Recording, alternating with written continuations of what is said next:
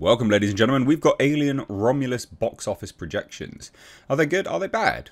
You know what? They're not horrendous.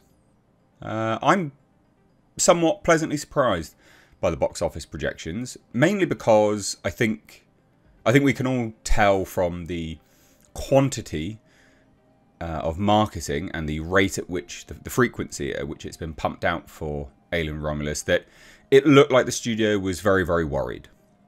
But yeah, I think this is reasonably good. A reasonably good box office opening projections.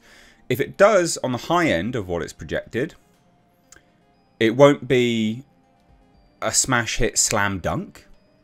It will have to carry over to very good word of mouth, and it'll have to have a long run for it to be a very successful movie. Right? And I'm biased towards this movie. I think this looks great. So, you know, that's me trying to be as down the line and as honest as possible, as unbiased as possible. Its box office projection, although good, in comparison to its budget, will rely on, if the box office is what they're predicting anyway, it will have to rely on a very good word of mouth. It has to be a very good film. It has to get people return viewing, and for them to tell their friends, and for more people to go, and it to carry over in that way. Also, has to rely on its secondary markets to do very, very well. But the studio very clearly does believe in this film, because although it had a budget of around $80 million, $80 million, they moved this from a streaming product. That's right, yeah, it was going to be releasing on digital, like just a streaming product. Bizarre. They moved it from there, and they committed to a theatrical release. So let's take a look. Let's take a look, shall we? So, this is an article over on AVP Galaxy, and they reference an article over on Variety. So, Variety's article, we'll take a look at this first. Alien Romulus is expected to rip into the box office with $28 to $38 million in its first weekend of release. Doesn't sound like a lot of money, okay? But when your budget is only $80 million, that's pretty good. And it does say, right, rivals and independent tracking services are bullish on Disney and 20th Century Sci-Fi sequel, though, believing that inaugural ticket sales could wind up closer to $40 or $50 million. Now, that's not bad. It's not a slam dunk smash hit, okay? Obviously not. But it's not bad. That's more, if it does $50 million, that's more than what Alien Covenant did. So that's not bad. It's not too bad at all. Again, even if it still does $50 million, it will still have to have really good legs to carry over and carry it through to some level of success. But I also think 20th Century Studios, and by proxy Disney, you know, because they own 20th Century Fox now, 20th Century Studios, they could be looking at this as not necessarily a loss leader, okay, but a film which would reignite the franchise. Because remember, they have committed to, because it's wrapped filming, an Alien TV series. So there is the potential that they're looking at this as not a loss leader, but a way to reignite the fans, get a new sense of sort of urgency to watch these films in future. So if this does well critically and by the fans, I still think they may view this as a success. I could be wrong, but I think that they would still say this was a success. But let's have a look at some more of this article. So should those loftier projections hold, Alien Romulus will continue Disney's stellar summer streak. So they've not done too bad, to be fair. So here we have it anyway. Alien Romulus is the only new release of the weekend since Kevin Costner's Horizon, an American Saga Chapter 2, was taken off the calendar. Chapter 1 cost $100 million and only got $32 million globally. That's globally. That's real bad. Now again, Alien Romulus, $80 million, $50 million opening weekend? That's not bad. But anyway, while Alien Romulus should easily cinch the #1 spot, it may be a close race between Deadpool and Wolverine, and it ends with us for second place on domestic box office charts. Which is true, that could be the case. That absolutely could be the case. Disney originally commissioned Alien Romulus, which was for Hulu, but switched to a theatrical before filming commenced. The gruesome, otherworldly adventure cost $80 million to produce before accounting for marketing efforts. It's been 7 years since 2017's Alien Covenant hit the big screen. That film, starring Michael Fassbender, opened to $36 million and ended its run with $74 million domestic and $240 million globally. Not good. Not good at all. Prometheus debuted at 51 in 2012 and was the highest grossing chapter in the series with $403 million globally.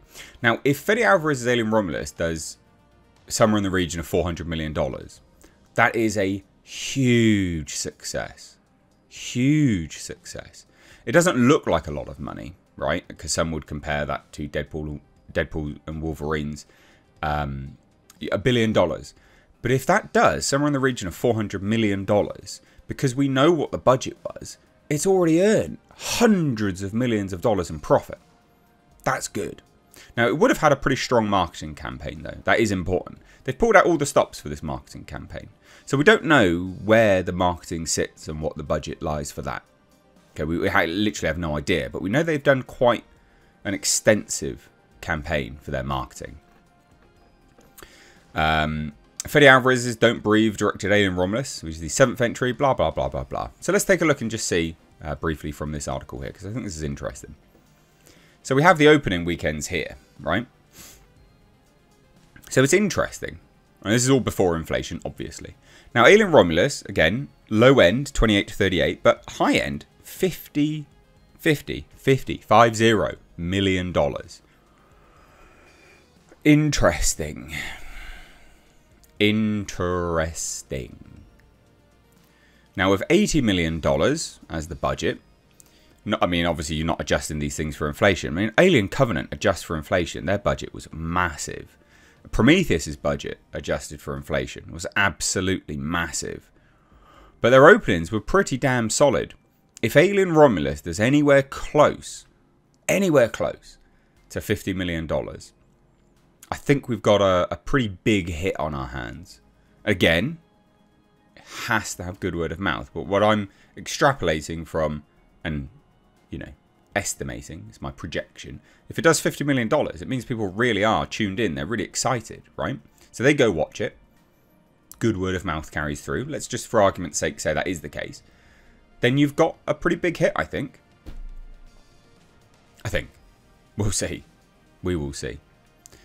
Now, these figures, these opening weekend estimates, they don't confirm it, but looking at this here, and I'd have to double check anyway, I would imagine this is all domestic. This is the domestic tracking. Yeah, so if I'm looking at this, this is the box office numbers for Prometheus. And it opened to $51 million domestic. So actually, if we're factoring in those numbers, the projected $50 million for Alien Romulus, that's just domestically. Worldwide, this film, if you're just factoring in the domestic, the predictions, worldwide, Alien Romulus, opening weekend, does have the potential to carry over its production budget. And the reason why I say that is if we're looking at this here, so international, it earned, in the United Kingdom alone, $40 million. Japan, $21 million. This is all Prometheus, by the way. $19 million in Russia. Australia, $18 million. I mean, huge amounts. These films are loved worldwide. Opening weekend, Australia, $6 million. Where was the UK? Sorry, let's have a look at the UK down here. Doesn't have an opening week. What the fuck? Doesn't have an opening weekend. All right, never mind. But you can see this here, right? All these numbers start to accrue and accrue and accrue. So the predictions that we see with Variety here, $50 million tracking is not worldwide. That's just domestic. So it actually could do really, really well. But we'll see. Again, I still think it has to have legs. It has to have legs. And it has to have repeat viewings. People have to go back and watch it time and time again. And that's being as unbiased and as objective as I possibly can, while still having a significant amount of bias towards this film. There you go. Let me know what you think down below though, guys. Cheers. Take care. Bye-bye now.